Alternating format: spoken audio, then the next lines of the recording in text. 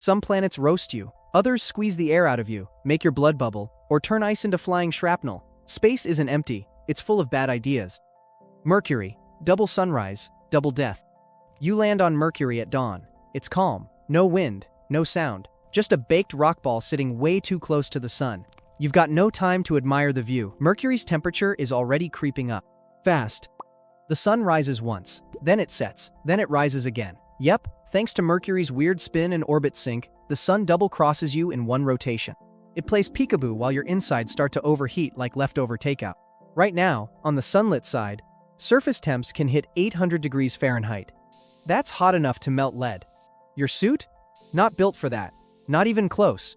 You start sweating, but your sweat has nowhere to go. No atmosphere means it doesn't evaporate. You just steam inside your gear like a meat dumpling. Your helmet fogs up. You can't see. You trip.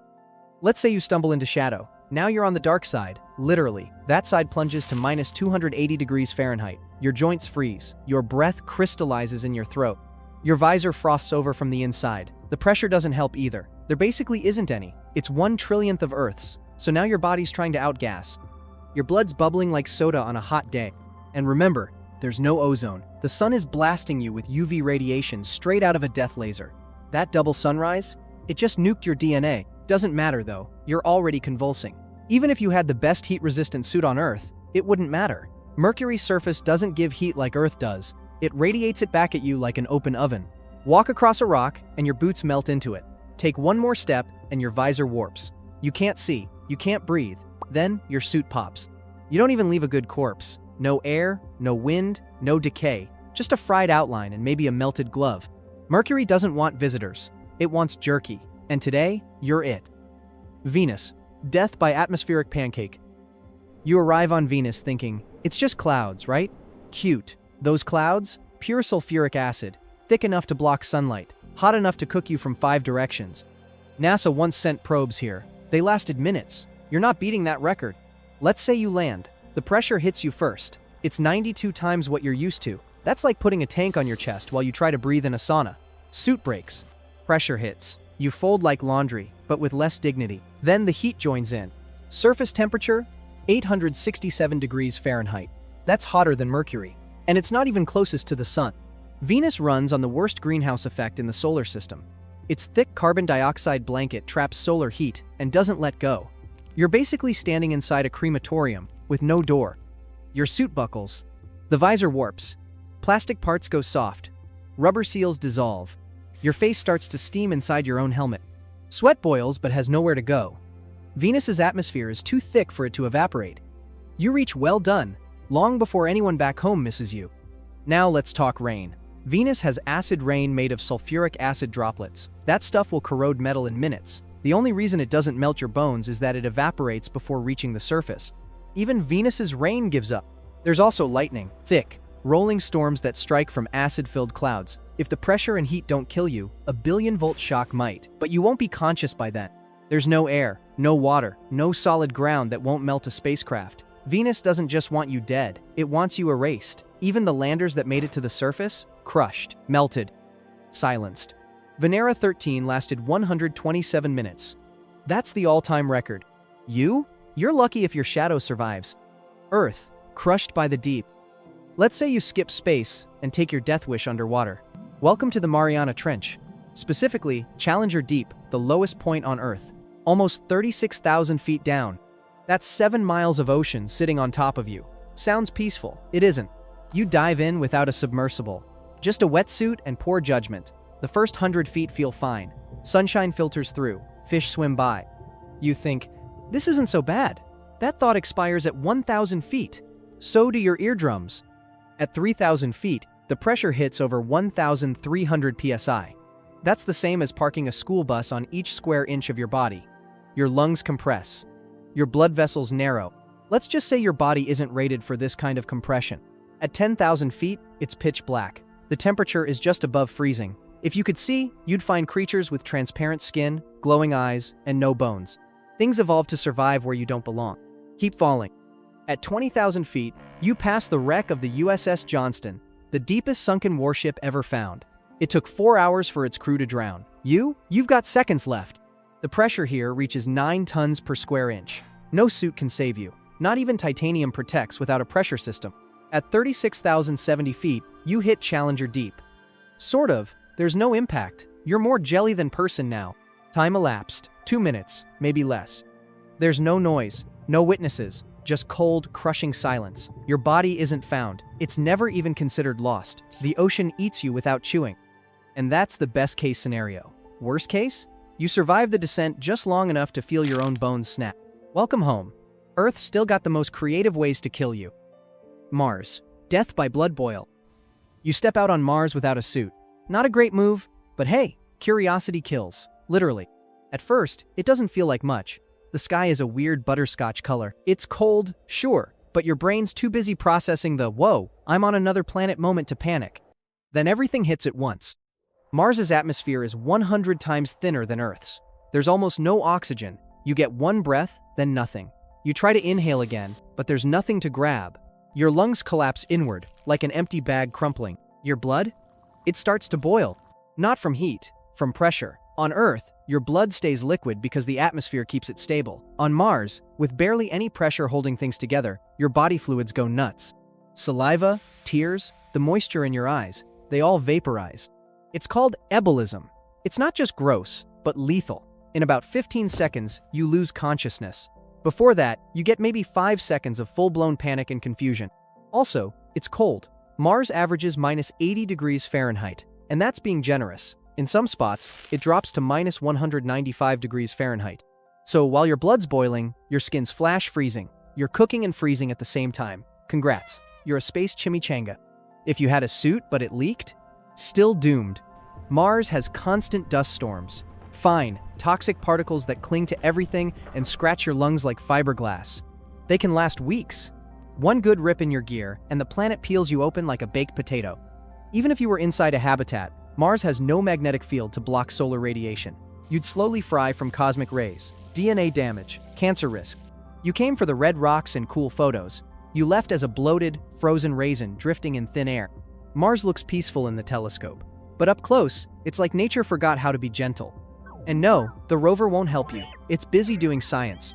Jupiter. Death by endless falling. Jupiter looks pretty from far away. Giant swirls, fancy stripes, that big red spot. It's basically a cosmic screensaver. But step 1 foot into that atmosphere and Jupiter becomes a bottomless pit that eats everything, including hope. Here's the setup. You jump in wearing a reinforced suit. You figure there's something solid down there. Bad assumption. Jupiter has no surface, just gas. Layers and layers of crushing, burning, radioactive gas. First layer, upper atmosphere. You fall through clouds made of ammonia crystals. Winds rip at 300 miles per hour. You're tumbling sideways, upside down, maybe inside out, no control. But hey, at least it's cold. Around minus 234 degrees Fahrenheit. Nice chill before the roast. After a few hundred miles, things get dense, pressure builds, wind speed increases. Now you're getting squeezed, hard. At this depth, it's like diving 1,000 miles into Earth's ocean, except worse. Every inch of your body feels like it's being flattened with bricks. Around 600 miles down, the temperature hits 1,600 degrees Fahrenheit. That's hotter than lava. Your suit melts, you liquefy. But you're still falling. Jupiter doesn't care. It just keeps going. Keep falling. At around 1,000 miles in, hydrogen gas becomes so pressurized it turns into liquid metal. Yes, metallic hydrogen. You are now swimming in something science barely understands. It's dense, weirdly conductive, and hostile to everything human. The pressure? 3 million times Earth's. Your atoms start to hate each other. Even deeper, a superheated core that may or may not exist, spinning in magnetic fields so strong they'd erase your brain before you even reach them.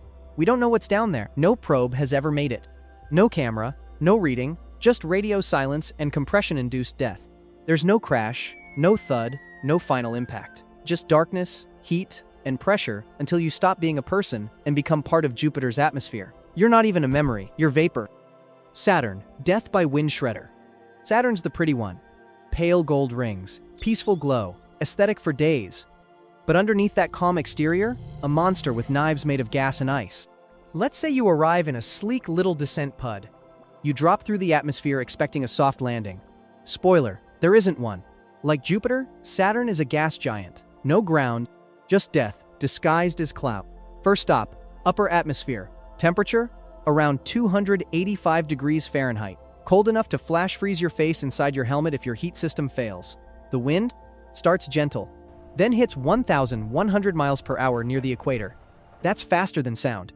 You're now being flung through hydrogen and helium like a human paper shredder. And no one's watching. Saturn has no active orbiters right now, no eyes on your descent. If you die here, and you will, it won't be recorded, tracked, or studied. You just disappear into storms that haven't been mapped in decades. Next comes the pressure. Around 1,000 miles in, it reaches 1 million times what you feel on Earth. That crushes steel. Your descent pod crumples like a soda can under a jackhammer. No warning. No chance to scream. Mid-fall, the laws of physics start picking you apart. Quietly, relentlessly, you're gone before you realize it. Keep falling. Below that, temperatures climb to 15,000 degrees Fahrenheit. That's hotter than the surface of the sun. If you weren't dead yet, you're now soup. And remember Saturn's magnetic field? It's 578 times more powerful than Earth's. That means radiation strong enough to fry your nervous system in seconds. GPS and instruments? Jam. You vanish from existence with no signal and no echo. And the rings? You don't even get close. They're thousands of miles above the planet, made of rock, ice, and debris moving at orbital speeds. Try crossing, and you'll find out how quickly space dust becomes career-ending debris. Saturn is the solar system's deadliest beauty queen. All charm up top, all horror underneath. Uranus, the silent ice execution. Uranus doesn't get a lot of respect. People laugh at the name and move on. But this quiet, sideways planet hides one of the weirdest, coldest, and most lethal environments in the solar system. First off, it's the coldest planet we've ever measured. Temperatures plunge to minus 371 degrees Fahrenheit. That's just 8 degrees above absolute zero. The second you enter the upper atmosphere, your faceplate ices over, your joints lock, and your core temperature drops fast. You're a popsicle in seconds. But you're not even close to done. You keep falling through pale blue clouds made of hydrogen, helium, and methane. The winds? Up to 560 miles per hour. That's not a breeze, that's a horizontal missile. The pressure starts to build. Not as fast as on Jupiter or Saturn, but still deadly. Every breath you don't take crushes your chest a little more. No mission has ever visited Uranus up close. No flybys since the 1980s. That means everything you face here? Unknown. No real data, no design specs, no last words. You're falling through theory, guessing as you die. And Uranus likes it that way. Unexplored, unbothered, unmerciful. Then come the ice crystals. Uranus is full of them. Tiny, sharp, high-speed daggers of frozen methane and ammonia. They swirl in storms and shear through gas at hypersonic speeds. You get pelted, over and over. And here's the fun part. Uranus rotates on its side. Its poles point where other planets have equators. That causes strange seasonal shifts and deeply unstable weather. If you hit during one of its 42-year seasons, you could get caught in a megastorm with no end. Pressure climbs. The cold deepens. Visibility? Zero. You can't move. You can't breathe. You can't scream. Deeper down, things stop making sense. Models suggest that somewhere inside, the pressure gets so extreme it might split molecules apart, forcing carbon atoms to compress into actual diamonds. Yes, it could rain solid gemstones. Too bad you're already frozen and pulped before you get a look. Your body? Never found. No wreckage. No remains. Uranus doesn't even bury you. It just folds you into layers of ice and gas like a bad secret. And when future missions arrive, they won't even know you were here, because Uranus kills quietly, but thoroughly. Neptune. Death by supersonic storm blender. Neptune's the last big stop before space goes full dark. It's cold, distant, and quiet. But don't let the calm blue look fool you. This place is violent. It's got the fastest winds in the solar system. You're about to get ripped by air that moves faster than sound. You descend through clouds made mostly of hydrogen, helium, and methane. Same cocktail as Uranus, but nastier. First thing you notice? The cold. Neptune clocks in at minus 373 degrees Fahrenheit. That's just 2 degrees above absolute zero. You freeze instantly. And there's no prep for this. No test chamber on Earth can simulate Neptune's full rage. No probe has lasted long enough to map its chaos. You're entering the unknown, unshielded, unrecorded, and ultimately erased. Neptune doesn't just destroy life, it deletes the evidence. Next comes the wind. Neptune's storms hit 1,200 miles per hour. That's Mach 1.5. Hurricane winds on Earth barely break 200. These can snap metal beams like toothpicks. You're caught in the Great Dark Spot, a planet-sized storm discovered in 1989 and long gone now. But Neptune still makes new ones constantly. Each one is a rolling, shrieking blender of gas and ice shards. Speaking of ice, methane and ammonia freeze here. Hard. You're not hit by snowflakes, you're hit by glass bullets. Frozen crystals, flying sideways at supersonic speeds. They cut through metal, let alone human flesh. Pressure increases until your chest structure gives up. Internal support? Not happening today, but you've already lost consciousness from blunt force trauma or hypoxia. Probably both. And if you somehow survived long enough to see deeper layers, the clouds turn into weird, hot slush. Neptune may even rain diamonds too. But again, you're not making it that far. Deeper still? Possibly a solid core wrapped in high-pressure ices and a magnetic field tilted so oddly it messes with your internal compass. But, by now, you're probably something that can't be ID'd as human. Your legacy? Nothing. Neptune leaves no grave markers. It just eats everything and keeps spinning. Blue, cold, and brutal. You thought the edge of the solar system would be peaceful? Neptune laughs in 1,200 miles per hour. The Moon. Death by micrometeorite sniper. The Moon looks harmless, peaceful, romantic, even. People write poems about it. But the surface? It's a rock-hard death trap with zero mercy. You step out of your lander, suit fully sealed. No air, no problem. You bounce a little in the 1/6 gravity. You pose for a photo. Maybe do the classic moonwalk. Feels fun until the sniper round hits. That wasn't a bullet. It was a micrometeorite, about the size of a grain of sand, moving at 35,000 miles per hour. It slams into your helmet. Death is instant, but the mess lingers. Why so fast? Because there's no atmosphere. On Earth, meteors burn up. On the Moon, they don't even slow down. Every tiny rock in space is a bullet here, and they come constantly. Not every hour, every second. No air means no sound. You don't hear the impact. You don't hear anything. Just silence. That's part of the problem. You never see it coming. The worst part? There's no real-time warning system. No satellites watching for incoming space dust. No protective dome. Every moonwalk is a gamble, where the odds aren't in your favor. The Moon isn't just silent, it's indifferent. Let's say you get lucky. No direct hit, just a puncture. Now the air's leaking, pressure drops. 15 seconds in, your system's shut down. After that, nature handles the rest. Oh, right, the temperature. It swings from positive 260 degrees Fahrenheit in sunlight to minus 280 degrees Fahrenheit in shadow. Step into a crater and your boots crack from cold. Stand in the sun too long and your suit bakes. No wind, no shade, just brutal, raw exposure. Dust's another issue. Moon dust isn't soft. It's jagged, sharp, and electrostatically charged. It clings to your suit, scratches your visor, and can clog filters if it gets inside. Apollo astronauts brought it home in their lungs. And then there's the gravity. Light enough to jump high, too light to fall fast. So if you trip near a ridge and tumble, you might just keep going, slow-motion cartwheel into oblivion. Time elapsed, anywhere from 3 seconds to 3 hours, depending on how rude the Moon feels today. No burial, no atmosphere, no help, just a lonely rock, sniping tourists since 1969. Pluto, peacefully freezing to death. Pluto doesn't look scary. It's tiny, quiet, covered in nitrogen ice and sitting 3.7 billion miles from Earth like the solar system's forgotten pet rock. But try surviving here without a spacecraft. Pluto's not violent, it's apathetic. You step out. The sun? A distant dot. It's daylight, technically, but dimmer than twilight on Earth. Shadows are sharp, everything's tinted blue-gray. Beautiful.